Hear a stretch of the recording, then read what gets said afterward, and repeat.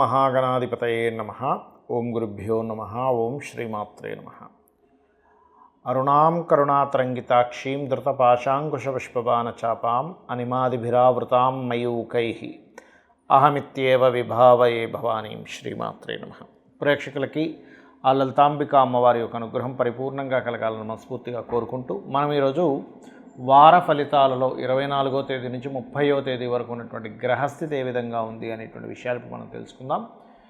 ముందుగా మిథునంలో గురు సంచారం జరుగుతుంది. కర్కాటకంలో శుక్రుడు బుధుడు, సింహరాశిలో రవి కేతు చంద్రుడు కూడా అక్కడే ఉన్నాడు. కాకపోతే ఈ వారం మొత్తం కూడా సింహరాశి నుంచి వృశ్చిక రాశి వరకు చంద్రుడి యొక్క సంచారం జరుగుతుంది. అదేవిధంగా కన్యారాశిలో కుజుడు, కుంభంలో రాహు యొక్క సంచారము, మీనంలో వక్రించినటువంటి శని యొక్క వక్రగతి ఉంది. ఈ యొక్క గ్రహస్థితిని అనుసరించి ద్వాదశ లగ్నాల వారికి, లగ్నం తెలియని వారు రాశిని చూసుకోండి, అభ్యంతరం ఏం లేదు, కన్ఫ్యూజన్ ఏం అవ్వకండి. ఇక్కడ ఎటువంటి ఫలితాలు వస్తాయి, ఏ విషయాల పట్ల జాగ్రత్త వహించాలి అనేటువంటి అంశాలు చెప్తుంది నేనైనప్పటికీ కూడా చెప్పిస్తుంది సాక్షాత్ లలితా అమ్మవారిగా భావిస్తూ ఒక్కొక్క విషయం మనం తెలుసుకుందాం. ధనుర్లగ్నము, ధనుస్సు రాశి. ధనుస్సు వారికి కనుక చూసుకున్నట్లయితే మీకు లగ్నాధిపతి సప్తమ స్థానంలో ఉన్నందుకు వ్యాపారాలు, సామాజిక సంబంధించిన విషయాలు, వివాహ సంబంధించిన విషయంలో చాలా చక్కటి అనుకూలత ఏర్పడుతుంది. అలాగే ధన సంబంధించినటువంటి విషయాల్లో ఏదైనా ఆన్లైన్లో చేసేటువంటి, అంటే ప్యాకెట్లు బెట్టింగ్స్ ఇవి కాదు, ఆన్లైన్లో చేసేటువంటి వ్యాపారాలు, ఆన్లైన్లో ఏదైనా మధ్యవర్తిత్వంగా ఉండే వ్యాపారాలు కొంతవరకు మీకు అనుకూలిస్తాయి. ధైర్యంగా కొన్ని నిర్ణయాలు తీసుకుంటారు. మీ యొక్క సహోదర వర్గాన్ని కూడా ఎప్పటి నుంచో విదేశాలకు వెళ్ళాలని చేసేటువంటి ప్రయత్నం కొంతవరకు ఫలిస్తుంది. ఉద్యోగ సంబంధించినటువంటి విషయాల్లో కొంతమంది స్నేహితుల వల్ల, స్నేహితుల సహకారం వల్ల, లేకపోతే సంతానానికి దూరంగా ఉంటున్నాం, సంతానం కోసం మారాలనో, మొత్తం మీద ఉద్యోగ సంబంధించిన విషయంలో కొంత మార్పులు చూపిస్తున్నాయి. అందులో ప్రధానంగా మీరు 26, 27 తేదీలు ఉద్యోగ సంబంధించిన విషయంలో తొందరపాటు నిర్ణయాలు పనికిరావు. అలాగే ఈ షష్టమాధిపతి ఎప్పుడైతే అష్టమ స్థానంలో ఉన్నాడో, అది కూడా దశమాధిపతితో కలిసి ఉన్నాడో, ఉద్యోగంలో ఆల్రెడీ మార్పులను చెప్పుకున్నాం. దీంతోపాటు లోన్స్ కోసం ప్రయత్నం చేసేటువంటి వారికి, చేస్తున్న ఉద్యోగంలోనే అక్కడ ఏదైనా లోన్స్ కోసం ప్రయత్నం చేసేటువంటి వారికి అనుకూలంగా ఉంది. మరియు ఇక్కడ కొంచెం సామాజికంగా సమాజంలో చేసేటువంటి కొన్ని వాటికి మీకు అనుకూలత ఖచ్చితంగా ఏర్పడుతుంది, అందులో ఎటువంటి సందేహం లేదు. వివాహ ప్రయత్నాలు కూడా ఫలిస్తాయి. కాకపోతే దశమ స్థానంలో కుజుడు ఉన్నందుకు కాస్త చేస్తున్నటువంటి ఉద్యోగంలో కాస్త ఎక్కువ స్ట్రెస్ అనేటువంటిది ఉంటుంది. ఎక్కువ స్ట్రెస్, ఉద్యోగంలో ఎక్కువ పని ఒత్తిడి అనేటువంటిది అధికంగా ఉంటుంది. దీని నుంచి మీరు కొంచెం దాని యొక్క ప్రభావం తగ్గాలన్నా, లేనట్లయితే కొత్త ఉద్యోగం రావాలన్నా ఓం మాణిక్య మకుటాకార జానుద్వయ విరాజితాయ నమః అని చేసుకోండి.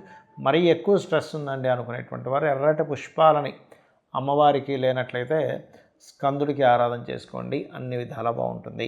చాలామందికి ఏదైనా ఒక రెమెడీ చేసుకుంటున్నా, పూజ చేసుకుంటున్నా, లేకపోతే ఒక మంత్రం తీసుకుంటున్నా పూర్తిగా ఫలితాలు రావట్లేదు, ఏమి చేయాలి అని నన్ను చాలామంది అడుగుతూ ఉన్నారు మెసేజ్లోనది. దానికి ఒక క్లారిటీ ఇస్తాను ఈరోజు నేను మీకు. ఇక్కడ మనం ఒక విషయాన్ని పూర్తి క్లారిటీ తెచ్చుకోవాలి. ఏమిటది అంటే, మనం ఒక అనుభవం పొందుతున్నాం అంటే అది మంచి అనుభవం కానివ్వండి, అంటే మనం ఒక లాభాన్ని పొందుతున్నాం, లేకపోతే ఒక నష్టాన్ని పొందుతున్నాం, ఒక బాధని మనం పొందుతున్నప్పుడు ఇది ఏదైతే ఉందో ఇదంతా కూడా మొట్టమొదటిగా పూర్వజన్మల్లో మనం చేసుకున్నటువంటి కర్మ వల్ల వస్తుంది అనేది ఒక క్లారిటీ రావాలి. ఈ క్లారిటీ సరిగా లేకపోతే ఏమవుద్దంటే, భగవంతుడు నన్ను పరీక్షిస్తున్నాడనో, లేకపోతే భగవంతుడు కష్టాలు పెడుతున్నాడనో ఒక రాంగ్ కాన్సెప్ట్లోకి వెళ్ళిపోతున్నాం. అస్సలు అది కాదు, గుర్తుపెట్టుకోండి. భగవంతుడు ఎప్పుడు కూడా మనల్ని రక్షించే పని మీద ఉంటాడు. ఒక సొంత తల్లి బిడ్డకి ఎప్పుడు కూడా హాని చేయదు. అలాగే పరమాత్మ కూడా ఏంటంటే మనకి హాని చేసే పని తత్వం అయింది కాదు, మనల్ని రక్షించే తత్వం అయింది. మరి ఇవన్నీ ఎందుకు జరుగుతున్నాయంటే పూర్వజన్మలో చేసుకున్న కర్మల వల్ల వస్తున్నాయి. మనం ఎటువంటి కర్మలు చేస్తే అటువంటివి. ఒక వ్యక్తికి మనం కావాలనేదో కాళ్ళు ఏదో ఒక రాడ్ లాంటిదంతా కూర్చోం పూర్వజన్మలో, ఈ జన్మలో కాలుకి సంబంధించిన ఇబ్బంది వస్తుంది. అంటే పూర్వజన్మ కృతం పాపం వ్యాధి రూపేణ పీడితం అంటూ ఉంటారు. అయితే ఇక్కడ ఈ రెమెడీస్ చేసుకునేటప్పుడు ఒక లలితా సహస్రనామ మంత్రం కావచ్చు, ఒక దానం ఇవ్వడం కావచ్చు, ఒక గురువుగారి దగ్గర తీసుకున్నటువంటిది ఏదైనా కావచ్చు, అది ఎలా పనిచేస్తుంది అంటే, మీరు దాన్ని కంప్లీట్గా ఒక పూజ గదిలో కూర్చొని దాన్ని, ఆ మంత్రాన్ని మీరు కూర్చొని మీ బుద్ధికి తోచింది, ఇప్పుడు ఎవరో ఏదో మంత్రం ఇవ్వడం వల్ల నేను ఇది చేయాలని, కానీ మీ మనసు అక్కడ కనెక్ట్ అవ్వనంతసేపు మీరు చేసేటువంటి మంత్రానికి, మీరు చేసేటువంటి పూజకి, మీరు చేసేటువంటి అష్టోత్తరాలకి ఎక్కడా కూడా ఫలితం రాదు. కంప్లీట్గా మీ యొక్క మనసు కూడా అక్కడ పెట్టి రమించాలి అందులో. అప్పుడే మీ యొక్క రెమెడీలు పనిచేస్తాయి. ఇది పాయింట్ నెంబర్ 1 అయితే. రెండవది, చేస్తున్నానండి నేను కానీ నాకు రిజల్ట్ రావట్లేదు అంటారు. కారణం ఏమిటంటే అది చేసినంతసేపు అరగంట సేపు పూజ చేస్తారు, మిగిలిన 23.5 గంటల సేపు భయం వల్ల లేకపోతే దిక్కుతోచని స్థితి వల్ల ఏదో అయిపోతుందనేటువంటి తెలియని ఒక సబ్కాన్షియస్లో ఏర్పడుతున్నటువంటి ఒక అలజడి వల్ల, ఒక ఘర్షణ వల్ల మైండ్లో నెగటివ్ థింకింగ్ చేస్తూ ఉంటారు. అలా నెగిటివ్గా మీరు మనసులో అనుకోవడం కూడా మంత్రమే అని చెప్తుంది శాస్త్రం. మననాత్ త్రాయతే ఇది మంత్ర. అంటే మనసులో ఏదైతే మాటి మాటికి మనం స్మరిస్తున్నామో అది మంత్రం. అరగంట సేపు చేసినటువంటి ఏదైనా ఒక జపం కంటే కూడా 23 గంటలు అంటే నిద్రపోతున్నా, తెలివేస్తున్నా, మీరు ఏ పని చేసుకుంటున్నా అదే తిప్పుతుంది. అమ్మాయి అప్పు కట్టకపోతే ఎలాగా, మా అమ్మాయి కూతురు పెళ్ళికి డబ్బులు రాకపోతే ఎలాగా, రకరకాలు ఉంటాయి.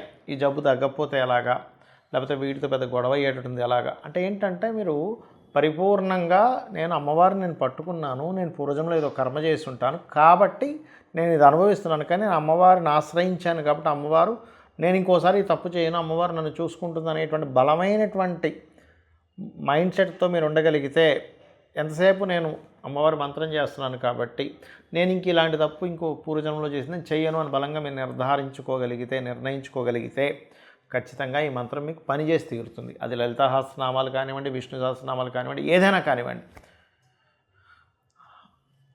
ఇది మీరు అర్థం చేసుకోవాలి. అంతేగాని ఇదేంటో ఏదో దానం ఇస్తున్నాం అవుతుందో అవ్వదో, ఏదో లలితా సహస్రనామాలు చదువుతున్నాం అవుతుందో అవ్వదో అనుకుంటే దాని ఫలితం నిజంగా అలాగే వస్తుంది, గుర్తుపెట్టుకోండి. అందుకే మనకి డాక్టర్లు కూడా చెప్తారు, ఏమండి మీరు నమ్మకంగా మీరు ప్రశాంతంగా ఉండండి, ఓవర్ థింకింగ్ చేయకండి అంటూ ఉంటారు. అనవసరమైన భయాలు పెట్టుకోకండి, ప్యానిక్ అవ్వకండి అని చెప్తుంటారు చూసారా. అంటే మనం ప్యానిక్ అయితే మనకు రోగం ఎలా ముదురుతుందో, మన నిత్య జీవితంలో కూడా అనవసరంగా మైండ్లో రకరకాల ఆలోచనలు తిప్పుకొని ప్యానిక్ అయితే ఆ కర్మలు కూడా అలాగా అనుభవించవలసి వస్తుంది. అలాగే ఎప్పుడు కూడా కేవలం ఏలినాడ్చనో లేకపోతే కాలసర్ప యోగమనో లేకపోతే ఇంకోటి ఏదో అనో భయపడడం కాదు. ఇవన్నీ కర్మలు. నేను దీని నుంచి బయటపడాలంటే నేను ఏం చేయాలి, అసలు పర్సనల్గా జాతకంలో అసలు ఏమి ఉంది, ఎదగట్లేదా, అది లగ్నం ఎలా ఉంది, ధనం రావట్లేదా, ధనాధిపతి ఎలా ఉన్నాడు, ఏ రూట్లో మనకు డబ్బులు వస్తుంది, గొడవలు అవుతున్నాయి అన్నదమ్ములతో, 3వ స్థానం ఎలా ఉంది, ప్రాపర్టీ నేను కొనలేకపోతున్నాను, ఎందుకు కొనలేకపోతున్నాను, నా పేరు మీద అయితే నేను కొనలేకపోతున్నాను, నా భార్య పిల్లల పేరు మీద కొనొచ్చా, లేదా సంతానం గురించి ఇబ్బంది పడుతున్నాం, ఎందుకు సంతానం బాగుపడాలని మనం తపనపడుతున్నాం, దానికి ఏం చేసుకోవాలి, లేదా రుణరోగ శత్రువులు ఎందుకు వస్తున్నాయి, వివాహం ఎందుకు అవ్వట్లేదు అనేది ఒక్కొక్క భావము ప్రత్యేకంగా వేరువేరుగా ఉంటుందనే క్లారిటీ పెంచుకోవాలి. అంతేగాని ఎంతసేపు ఎల్నాడు శని వచ్చేసింది అందుకే నేను ఇలా అయిపోతున్నాను, శని నన్ను తినేస్తున్నాడు, ఆయనకేం పని లేదా, మనల్ని పట్టుకుని తినేది పైన, ఆయనకి ఇంకేమీ ఫుడ్ లేదా, అది కాదు. మన కర్మ ఆ రూపంలో ఆయన అందిస్తున్నాడు, అది మనం అర్థం చేసుకోవాలి. ఈ రకంగా అర్థం చేసుకొని మీ యొక్క జీవితాన్ని అమ్మవారిని గనక గట్టిగా పట్టుకొని, అమ్మ ఉంది అనేటువంటి భావనతో ఎవరైతే మీ యొక్క జీవితాలని ముందుకు తీసుకెళ్తూ ఉంటారో, చక్కగా కన్న తల్లి ఎలా చూసుకుంటుందో అంతకింకా ఎన్నో రెట్ల అమ్మవారు చూసుకుంటుంది. కాకపోతే ఇక్కడ ఏంటంటే మీరు ఎలాగా మీ యొక్క భావన ఎలా ఉందనే దాని మీద ఆధారపడి ఉంటుంది. అరకొరగానో లేకపోతే సగం నమ్మి సగం నమ్మకుండానో మీ యొక్క కర్మలు మీరు అర్థం చేసుకోకుండా ఉంటే అది ఫలితం రాదు. శ్రీమాత్రే నమః.